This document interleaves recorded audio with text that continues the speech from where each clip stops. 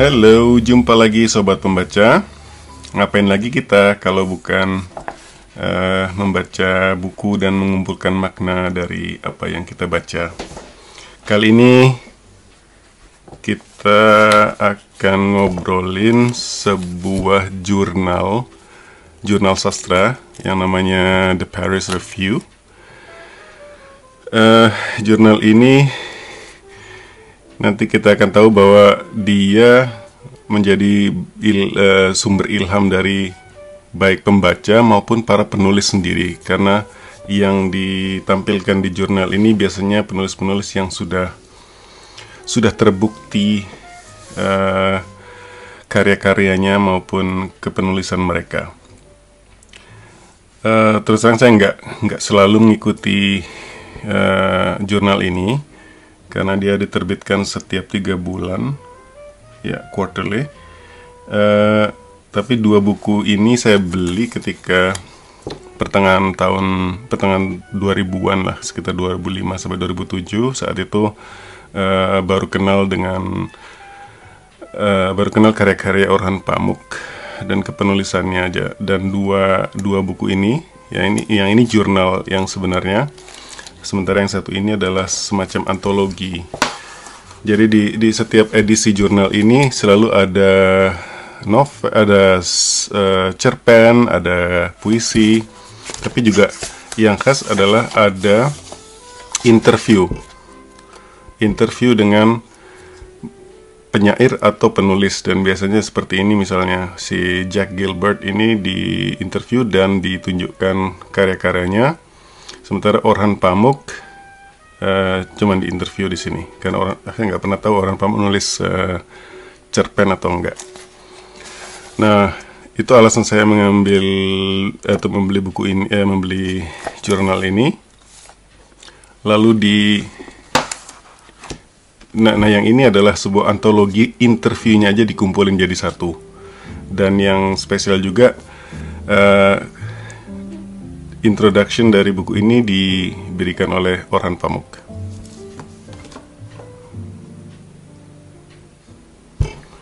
Dan di situ juga kita dapat semacam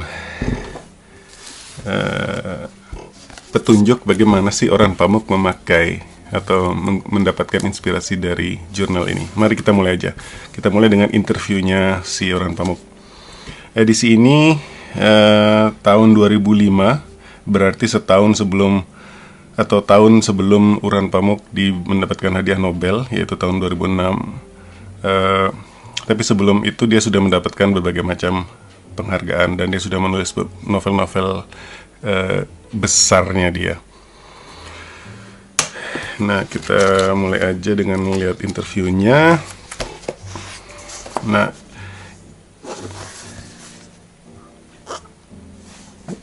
ngopi dulu ya.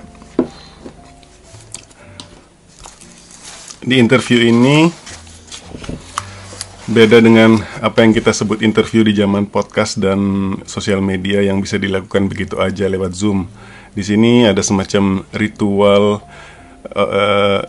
Interview ini dilakukan 2 kali secara offline di London ketika Orhan Pamuk datang ke sana, dan selebihnya dilakukan secara korespondensi.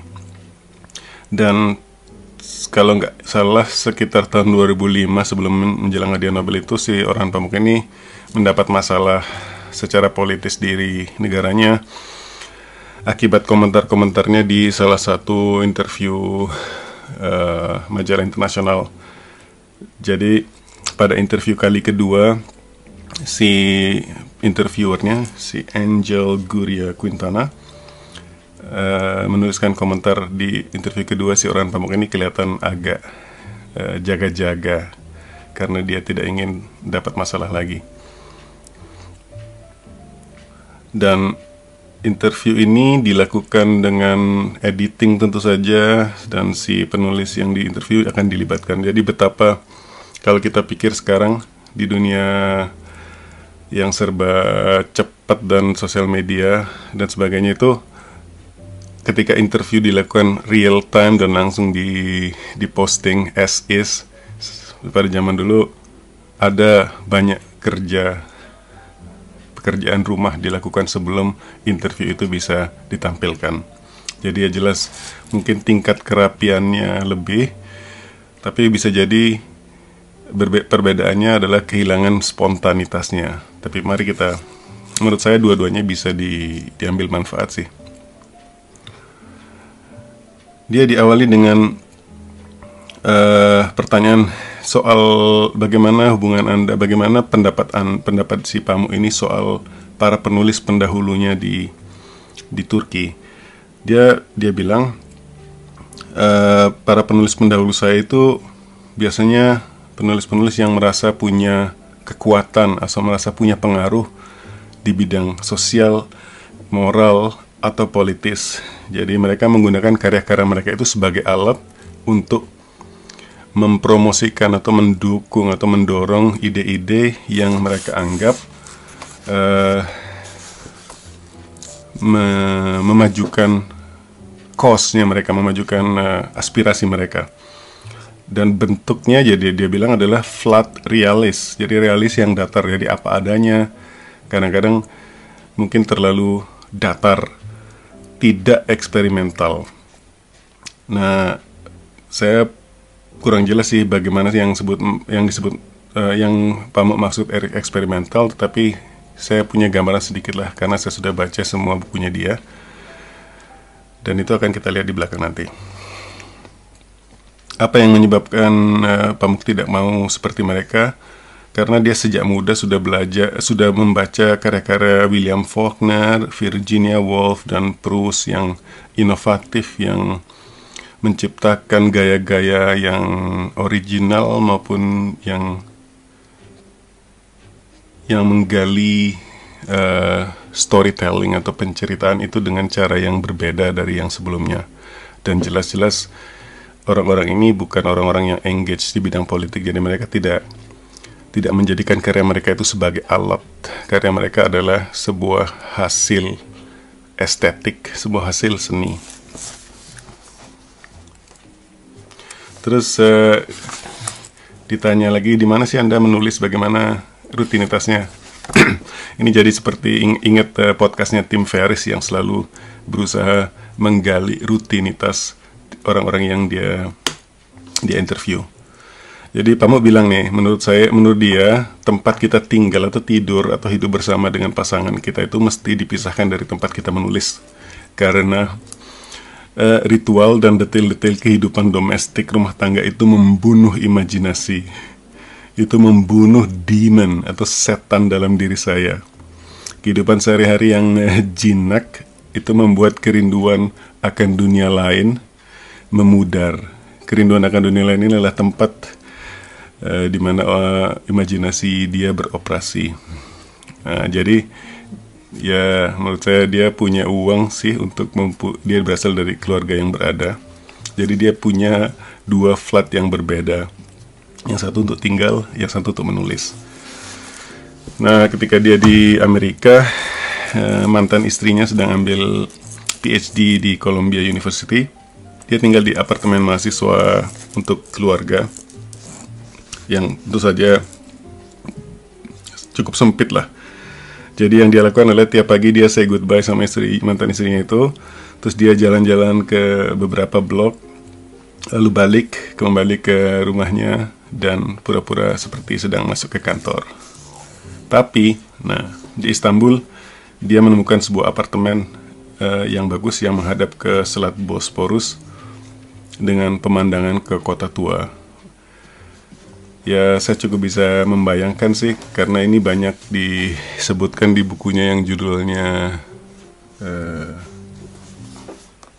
di salah satu lupa judulnya, Istanbul juga.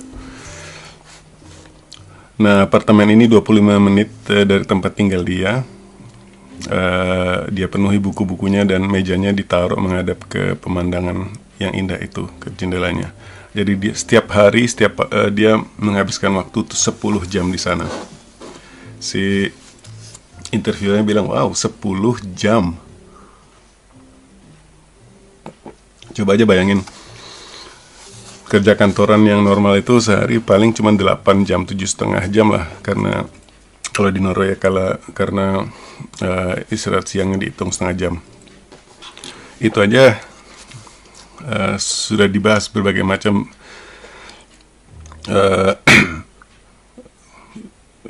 productivity expert sampai berapa jam sih yang optimal, yang masih bisa mempertahankan konsentrasi dan sebagainya. Tapi dia bisa 10 jam. Terus dia bilang, saya mungkin memang bisa dibilang pekerja keras. Orang bilang saya ambisius dan mungkin ada benarnya. Tapi itu karena aku mencintai pekerjaanku. Aku menikmati duduk di mejaku seperti seorang anak yang menyibukkan diri dengan mainannya.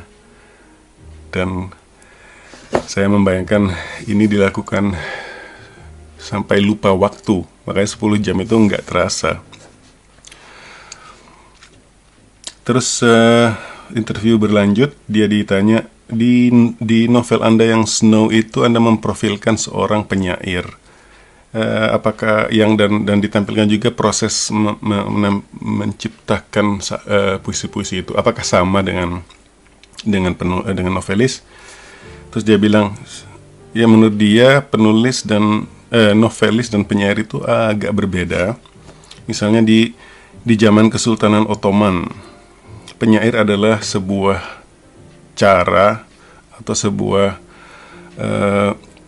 posisi yang menunjukkan diri sebagai seorang intelektual, dan biasanya raja atau bangsawan-bangsawan itu ingin menampilkan diri lengkap bahwa dia punya kekuasaan, dia punya kekayaan, dan dia juga punya intelektualitas dengan menciptakan puisi-puisi dalam bentuk divan dan sebagainya itu. Jadi itu penyair. Dan ketika pengaruh Barat masuk ke Turki, ide ini digabungkan lagi dengan ide modern dan romantik yang mengatakan bahwa penyair adalah orang yang mengorbankan diri, mendedikasikan diri demi mencari kebenaran, demi menampilkan kebenaran. Nah, semakin prestisiuslah posisi penyair. Nah, sementara novelis itu adalah orang yang menempuh jalan panjang dengan kesabarannya dan pelan-pelan seperti semut. Kalau saya dalam kata-kata yang berbeda, saya bilang penyair itu mungkin sprinter, pelari sprint. Sementara novelis itu adalah seorang pelari maraton. Terkait dengan lari maraton ini, yang secara implikasi bahwa ini sebuah pekerjaan yang sulit, dan itu terlihat sih dari waktu yang dibutuhkan si Orhan Pamuk untuk menuliskan buku-bukunya. Kadang-kadang bisa sampai 2-4 tahun dengan buku yang sama. Terus dia ditanya, setelah menulis sekian lama, kalau nggak salah sekitar 30 tahun ya, 32 tahun, dia bilang, apa nggak lama-lama jadi lebih gampang prosesnya? Dia bilang, oh enggak, karena dia sendiri merasa kalau prosesnya terlalu mudah, itu tandanya kita tidak bereksperimen lagi. Jadi, dan dia bilang, cara saya adalah ketika saya punya ide, sudah menjadi cerita, saya mengerjakannya di awal. Dia sudah tahu seluruh ceritanya, seluruh jalan ceritanya sudah diplotting di awal. Lalu dia bagi jalan cerita itu ke dalam bab-bab sampai akhir. Dan ketika sudah dibagi seperti itu, dia mengarang detail-detailnya yang terjadi di tiap bab-bab itu, dan menuliskan detail-detail bab ini tidak perlu harus urut. Jadi kalau dia sedang buntu di satu bab, dia lanjutkan ke bab yang lain yang menurut dia lebih menyenangkan sebelum kembali lagi ke bab yang lain. Jadi ini menurut saya ini sangat terstruktur. Jadi tidak sekedar mengandalkan ilham. Mungkin itu juga sebabnya dia bisa bekerja 10 jam sehari, karena struktur yang semacam ini. Kalau misalnya sekedar mengandalkan ilham, kadang-kadang kalau ilhamnya nggak dapat, cuma bisa kerja 2 jam ya sudah gitu loh. Dan ini menurut saya pernah dengar ada penulis yang prosesnya juga seperti itu. Misalnya ke buku My Name is Red yang dia jadikan contoh. Kita lihat di sini ada bukunya. Jadi My Name is Red ini sebuah karya yang penuturnya selalu orang pertama tunggal di setiap bab. walaupun orang tokoh-tokoh yang berbeda. Jadi misalnya ini bab 1 suara seorang mayat. Suara kedua, buku bab kedua adalah suara seorang tokoh yang namanya Black. Yang ketiga, suara seekor anjing. Yang keempat, suara seorang pembunuh. Dan sebagainya. Ada juga yang namanya Orhan. Ada yang namanya Shekure.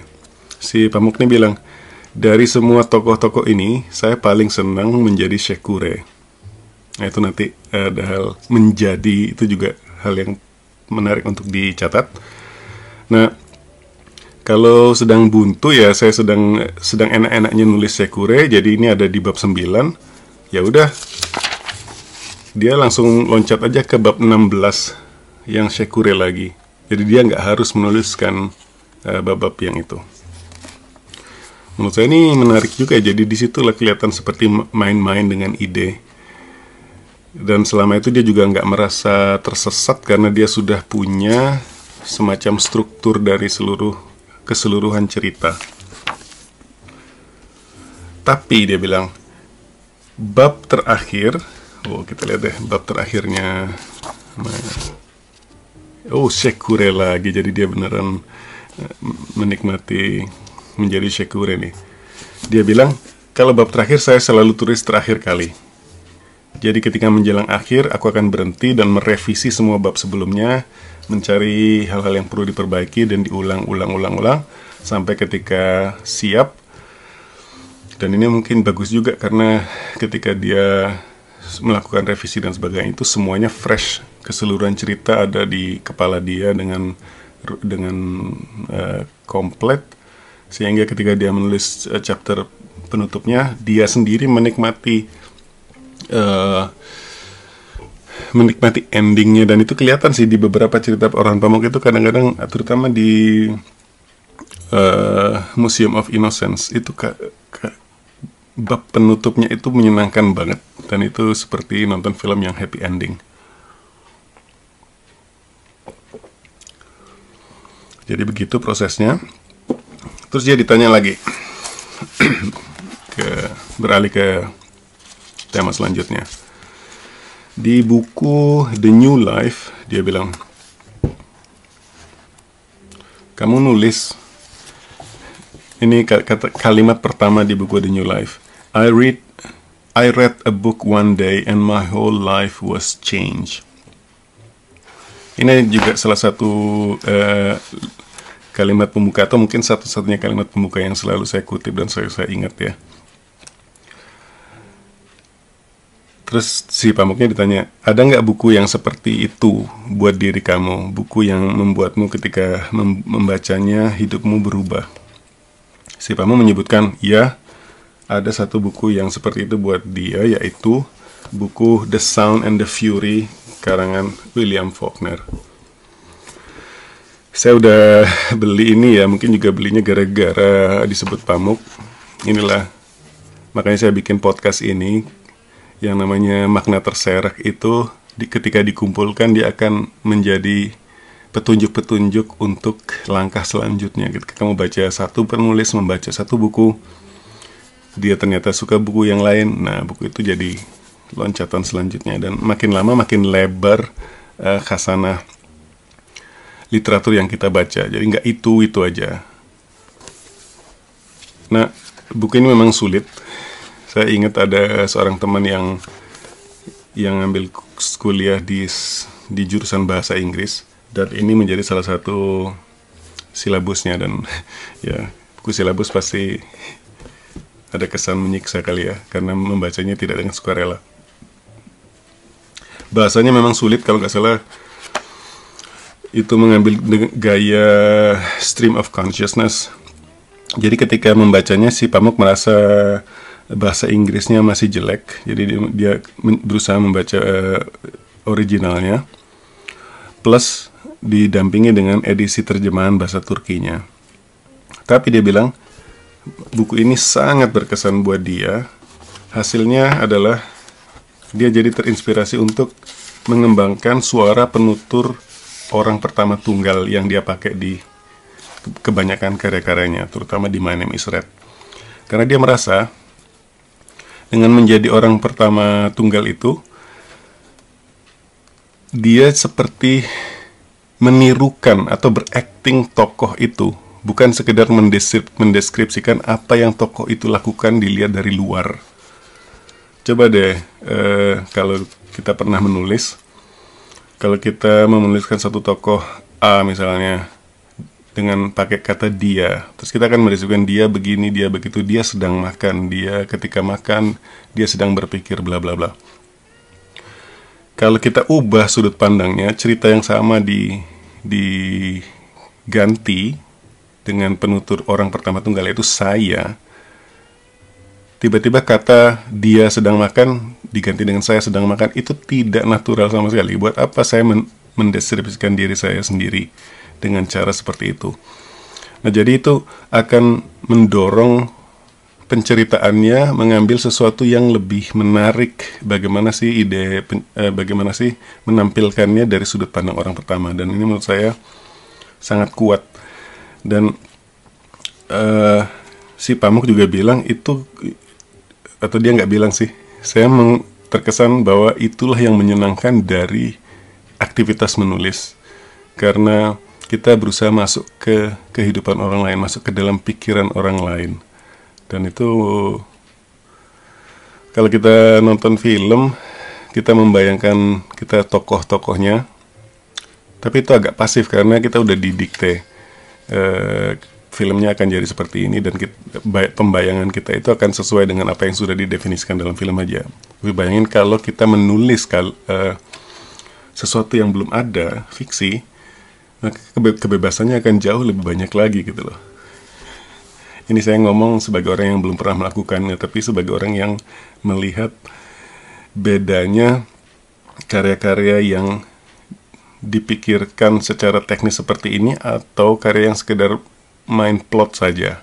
Jadi plotnya, kalau kita main plot aja pakai kata dia udah cukup, nggak penting informasi yang lain, informasi kedalaman atau pikiran si tokoh nggak penting. Yang penting adalah kemana cerita itu, apa yang terjadi sesudah A, apa yang sudah terjadi B, habis itu terjadi C, dan sebagainya. That's it. Jadi nggak ada kedalamannya. Jadi itu gaya penulis orang pertama tunggal, penutur orang pertama tunggal. Lalu dia ditanya, pernah nggak kamu memulai sebuah proyek menulis, ide menulis yang gagal? Oh, dia bilang banyak banget. Dan kayaknya draft dia kedua itu gagal. Dia selesai buku pertamanya, Chef That Pay and Family or something. Terus di draft kedua buntu, tapi draftnya itu masih ada, dia bilang. Terus ketika sudah buku ketiga, buku keempat, dan sebagainya, 10-12 tahun berikutnya dia balik lagi ke melihat draft itu, dia merasa ternyata ketika kita menulis, perjalanan ke penulisan seorang novelis itu menyesuaikan diri dengan waktu juga. Jadi setiap buku itu adalah penanda atau fase periode perkembangan diri kita. Jadi tidak mudah ketika kita sudah umur 40-an kembali melihat draft yang kita tulis ketika 20-an. Jadi nggak sama. Kita sudah menjadi orang yang berbeda. Jadi dia bilang, ya udah diikhlasin aja deh draft yang gagal itu. Terus dia ditanya lagi, bagaimana cara proses kamu untuk bereksperimen? Bagaimana kamu menentukan bentuk novel? Dia bilang, tidak ada model atau formula atau pakem yang tetap, dia bilang. Saya sengaja tidak pernah menulis 2 buah novel dengan modus yang sama. Saya sering dia bilang dia sering mendapatkan komentar bahwa orang yang membaca buku dia, oh dia bilang saya suka bukumu yang ini, tetapi kenapa novel-novel kamu berikutnya nggak kayak gitu gitu. Atau dia bilang, wah saya nggak pernah suka baca novel-novel kamu sampai kamu akhirnya nulis buku yang ini, nulis kayak gitu lagi ya. Si Papa bilang, buat apa gitu, kan gaya itu, model itu sudah selesai buat dia, dan karena dia sudah melakukannya bertahun-tahun, ya menurut saya sih udah kenyang ya. Jadi dia bukan tipe penulis yang setiap tahun harus keluar satu buku dengan tokoh dan ya kayak serial gitu. Itu modus menulis yang berbeda menurut saya. Terus masalah tema, dia bilang tema bisa datang dari berbagai sumber. Contoh lagi si My Name is Red tadi. Ternyata novel ini dia sudah melakukan beberapa kali start yang gagal. Jadi awalnya buku ini akan berkisah buku ini temanya dari mimpi masa muda dia menjadi seorang pelukis. Terus dia ingin menulis sebuah buku yang fokus kepada seorang pelukis, yang monografi lah. Lalu dia bilang kok kurang bagus. Itu ditambah sama dia jumlah pelukis. Jadi cerita ini tentang beberapa orang pelukis di atelier, di sebuah atelier.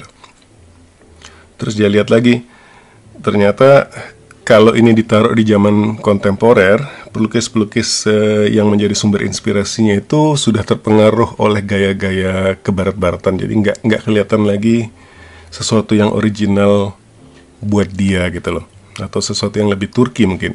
Ini dugaan saya ya. Akhirnya dia mundur ke belakang. Jadi ide awal sama, jumlah pelukis di atelier beberapa pelukis, tetapi ditaruh di konteks sejarah zaman Kesultanan Turki. Dan pada zaman itu tidak ada yang namanya pelukis. Yang ada adalah miniaturis atau ilustrator, orang-orang yang memberi ilustrasi di kitab-kitab zaman itu.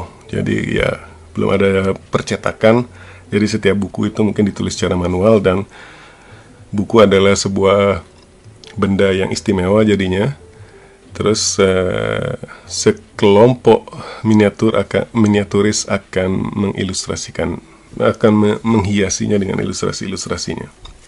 Jadi itu runtutan berpikir dia sampai ke buku akhir. Dan dia bilang ya udah, kalau draft yang sudah ditulis itu salah ya dibongkar semua, diulang lagi proses penulisannya. Terus kadang-kadang juga muncul inovasi-inovasi soal strategi penceritaan tadi. Misalnya bagaimana ya kalau kentang atau anjing atau pohon kita buat supaya mereka punya suara juga, bisa ngomong, dan itu menjadi bagian dari cerita. Yang hal-hal gimmick ini bisa menjadi warna atau tekstur di cerita dia. Nah, setelah ide itu sudah dapat semua, mulailah dia pikirkan simetri, flow, kontinuitas novel itu. Jadi orang ini beneran terstruktur dan sangat planning. Nggak tiba-tiba langsung udah dapat ide yang setengah matang langsung mulai nulis. Terus dengan perencanaan ini dia bilang ternyata saya bisa, wah ini kalau sudah ngelihat semua petanya nanti bakal begini, dia bilang oh ini kayaknya belum pernah nih saya baca novel kayak gini. Dan di situ dia, menurut saya itu bisa menjadi sumber semangat bahwa oke, saya melakukan sesuatu yang sangat berbeda nih. Dan ini menunjukkan juga buat saya bahwa originalitas itu tidak sekedar mengandalkan bakat atau ketidaksengajaan. Originalitas itu bisa direncanakan. Dan kalau nggak salah di Sipamu juga bilang, apa sih formulanya untuk menemukan sesuatu yang original? Ya, cara yang paling gampang untuk memulai menemukan sesuatu yang original adalah menggabungkan dua hal yang belum pernah digabungkan orang. Terus dia mengambil contohnya itu bukunya yang judulnya Istanbul.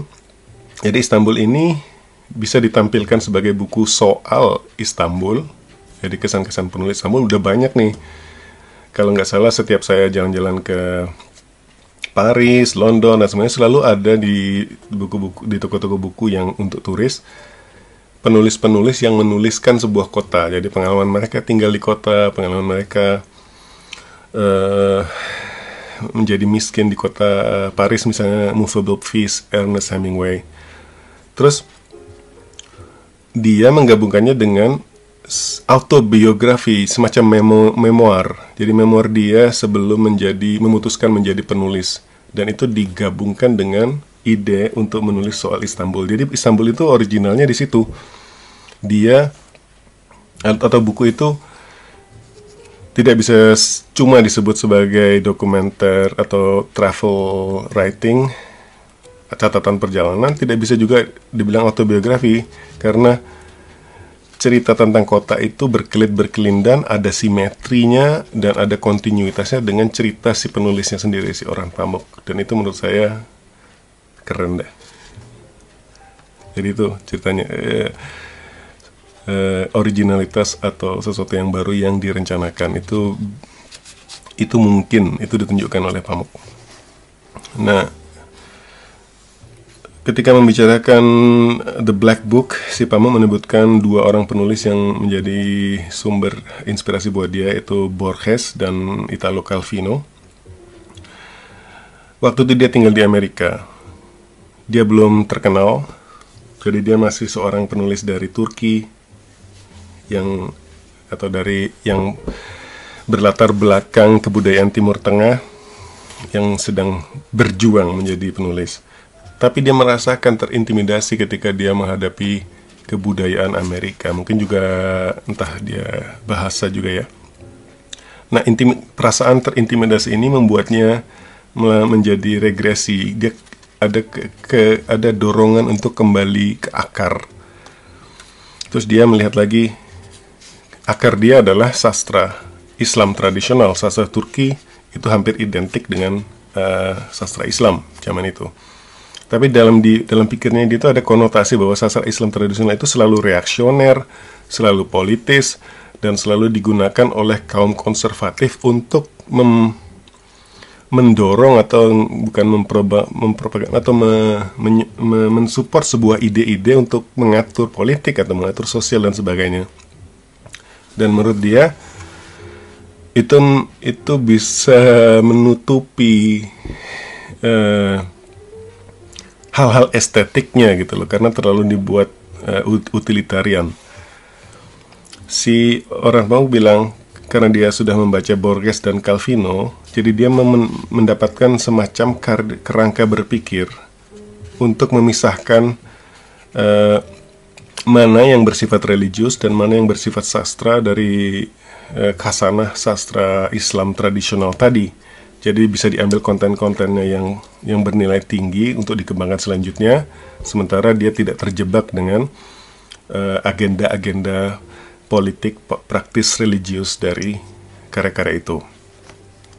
Nah, saya nggak tahu banyak sih apa yang dia maksud dengan kerangka berpikir itu, tapi itu juga jadi agenda selanjutnya untuk membaca karya Borges dan Calvino dan untuk membaca lagi The Black Book, karena Pamuk bilang proses berpikir ini dia tuangkan ke dalam buku The Black Book itu.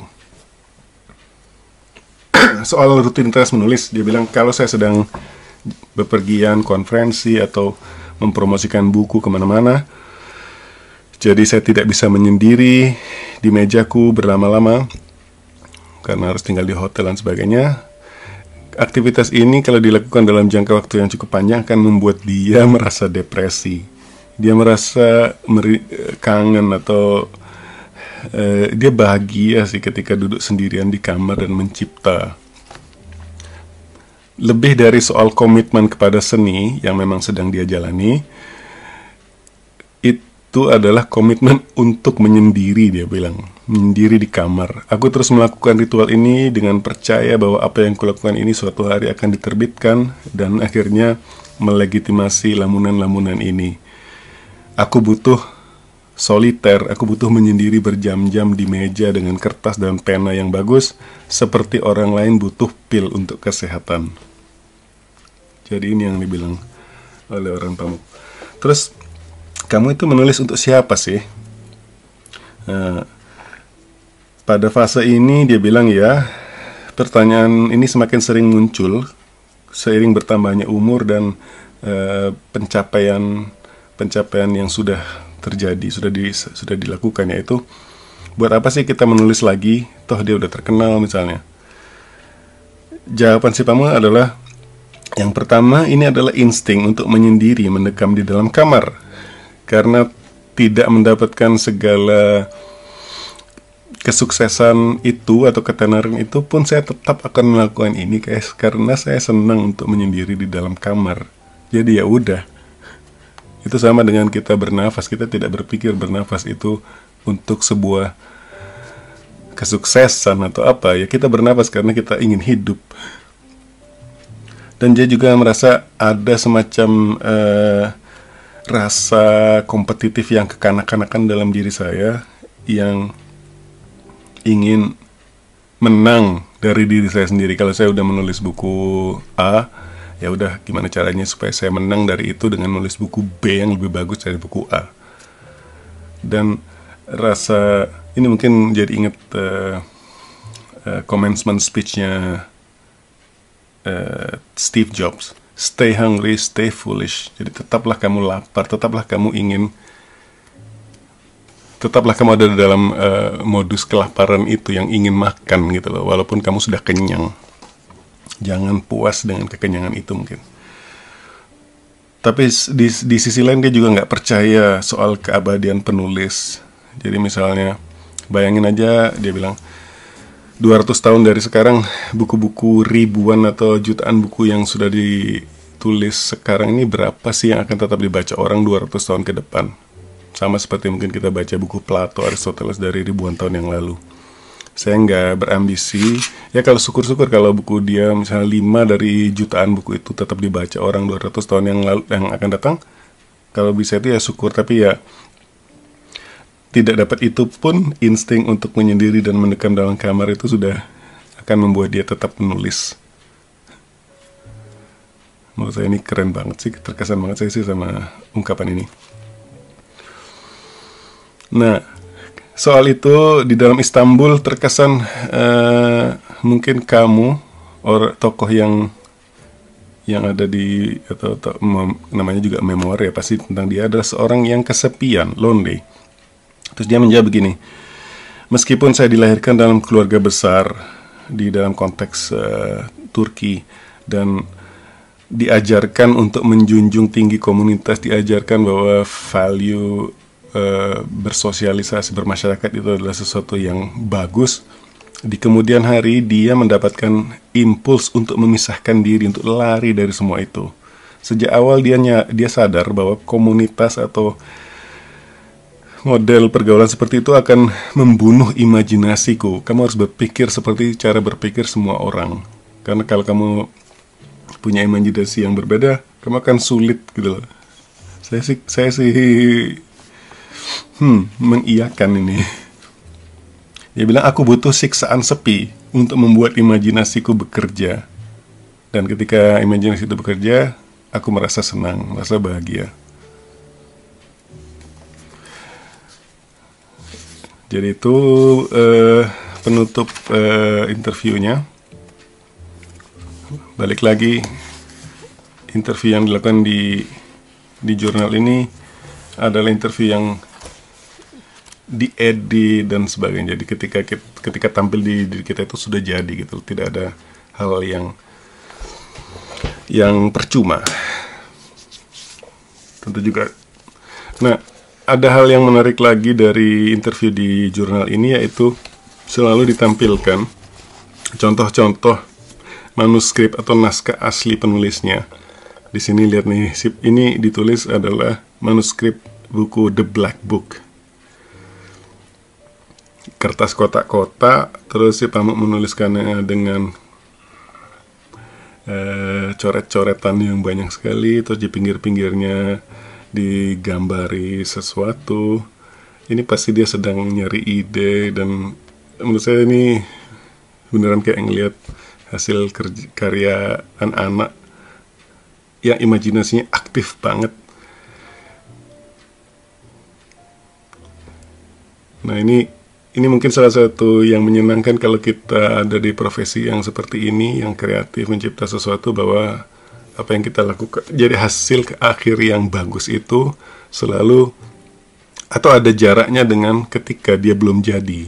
Jadi mungkin sama seperti masakan yang tersaji di atas meja itu tidak sama dengan bentuknya ketika masih mentah di dapur. Menurut saya ini keren deh. Nah, kita loncat ke buku ini, karena di buku ini ada makna yang ingin saya ambil, yaitu si Pamuk dijadikan memberikan kata pembuka untuk edisi ini. Edisi ini diterbitkan tahun 2007. Artinya ketika itu Pamuk sudah mendapatkan hadiah Nobel, sudah menjadi seseorang lebih dari sebelumnya malah. Terus dia bilang, dia kayaknya juga memilih siapa-siapa yang ada di edisi ini. Interviewnya tidak urut, karena ada yang tahun 53, ada yang tahun 56, sampai ke tahun 2006. Ada Stephen King juga sih. Jadi dia bilang, jadi yang saya ambil dari kata pembuka ini adalah bagaimana sebagai orang yang beraspirasi menulis, si Pamuk menggunakan jurnal ini. Karena jurnal ini sudah terbit sejak tahun 1900-an, 1920-an kalau nggak salah. Dan Pamuk itu lahir tahun 50, dia mulai menulis saat umur 20-an, jadi sekitar tahun 70-an lah. Berarti jurnal ini sudah established, sudah mapan banget ketika dia muncul di situ. Terus dia bilang, saya membaca interview William Faulkner. Interviewnya dilakukan tahun 56, tapi dia membacanya tahun 77.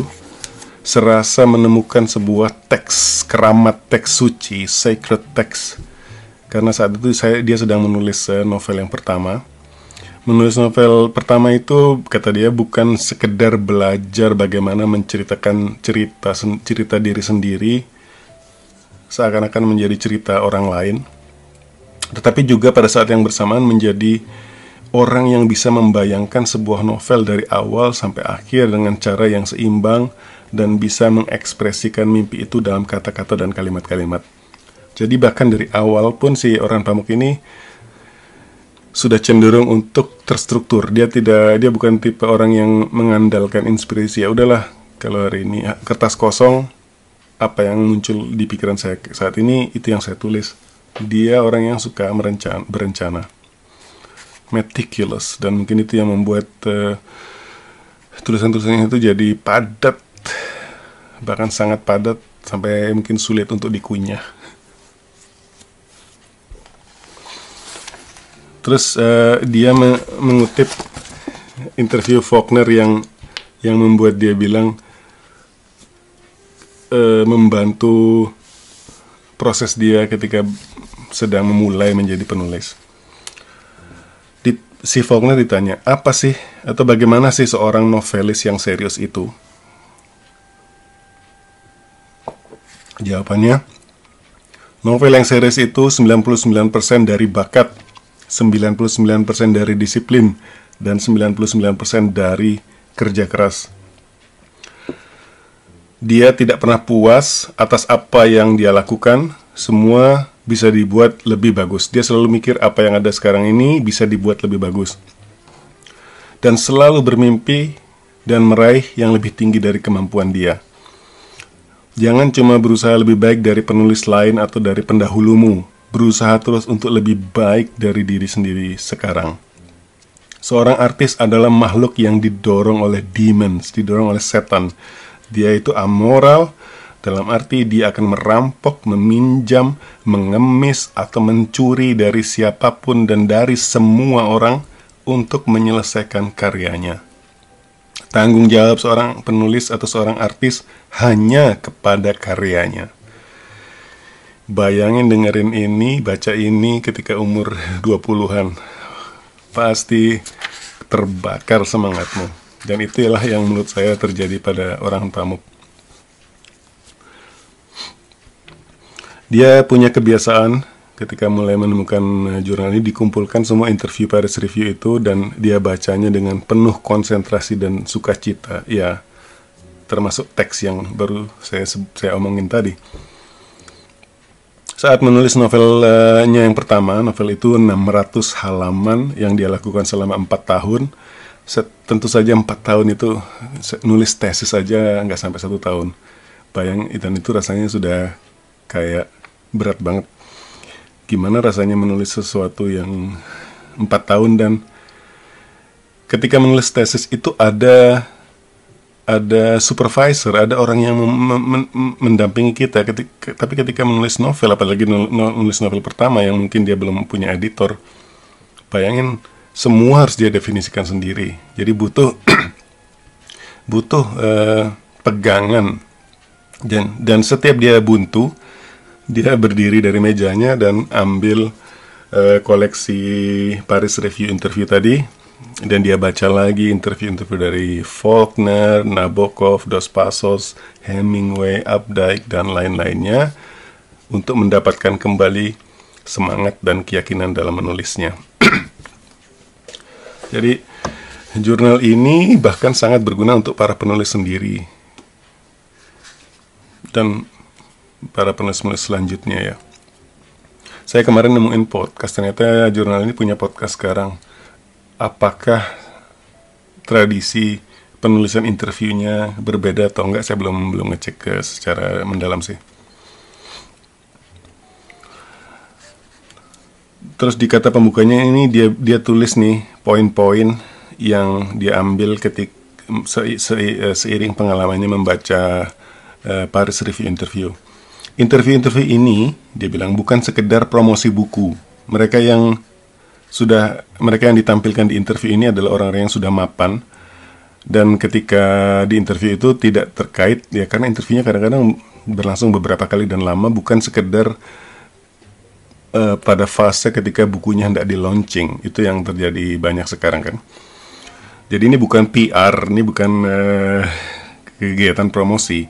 Jadi lebih ke soal-soal kebiasaan menulis, rahasia-rahasia, momen-momen berat, dan bagaimana cara mengatasi atau melewati momen-momen berat itu. Dan karena jurnalnya juga terbitnya 3 bulan sekali, jadi ya timingnya sangat tidak cocok lah kalau mau dikaitkan dengan PR strategi. Jadi Pamuk merasa ini kunci yang bagus banget sebagai seorang penulis baru untuk belajar dengan cara yang secepat-cepatnya, karena interview ini sudah mengintisarikan pengalaman berbagai macam orang dalam bentuk yang singkat, yang padat gitu loh, lugas juga. Jadi ini adalah guru yang terbaik buat dia.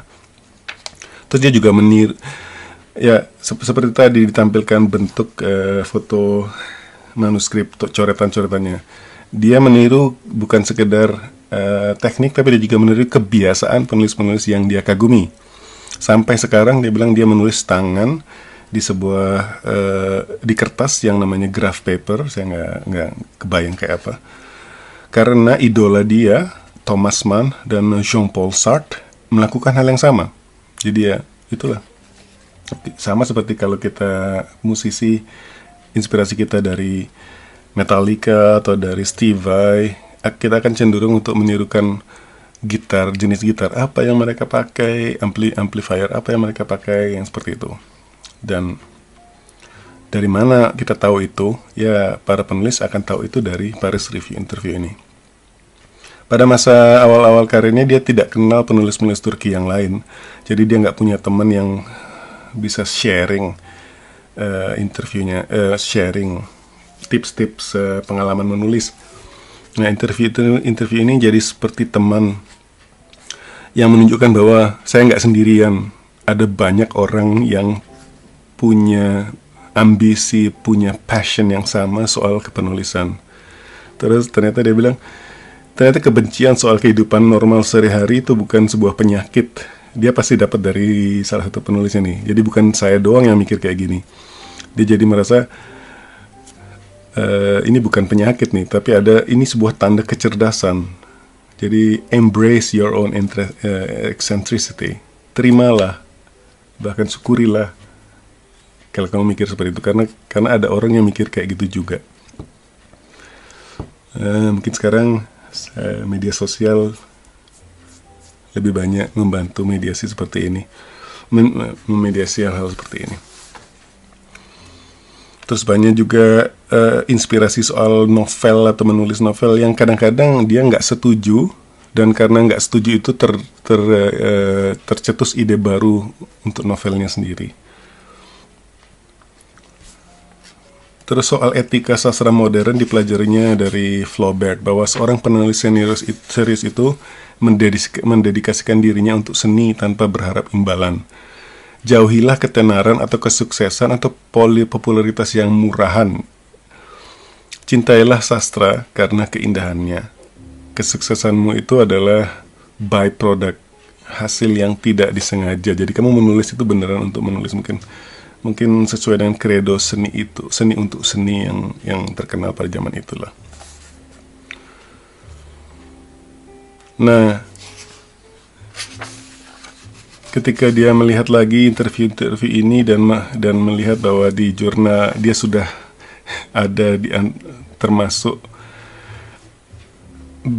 berdiri bersama kelompok orang-orang yang dulu dikaguminya di jurnal yang dia jadikan rujukan selama masa perkembangannya, dia merasa ada semacam kepuasan bahwa dia sekarang berada di antara deretan para pahlawannya dan bisa menjadi pahlawan-pahlawan untuk generasi selanjutnya. Dan itu dia merasa tahun-tahun yang saya habiskan sendirian di kamar saya menyendiri itu ternyata tidak sia-sia, ternyata ada hasilnya. Jadi itu semoga bisa memberikan inspirasi. Saya nggak tahu apakah Paris Review interview ini tersedia di Indonesia atau diterjemahkan, kayaknya nggak mungkin kalau jurnal ya. Tapi belajarlah bahasa Inggris atau carilah cara untuk membuka pintu-pintu pengetahuan di dunia ini. Terus kalau Anda bukan penulis, kalau Anda bukan novelis atau penyair, saya merasa apa yang dilakukan oleh Orhan Pamuk dan penulis-penulis yang dia baca di buku ini bisa ditransfer ke bidang-bidang yang lain. Dan itu menurut saya, cara berpikir seperti ini yang membuat saya merasa ada kesamaan dari setiap apa yang orang lakukan. Setiap keahlian itu bisa ditingkatkan ke tingkat yang setinggi-tingginya. Setiap apapun yang kita lakukan dalam hidup ini, dan kita bisa belajar dari orang lain yang sangat jago di bidangnya. Kita bisa melihat proses dia membreakdown, menemukan cara untuk meraih yang terbaik dan sebagainya. Itu ada generalnya gitu. Yes, gitu dulu. Semoga bisa memberikan inspirasi. Sampai jumpa lagi.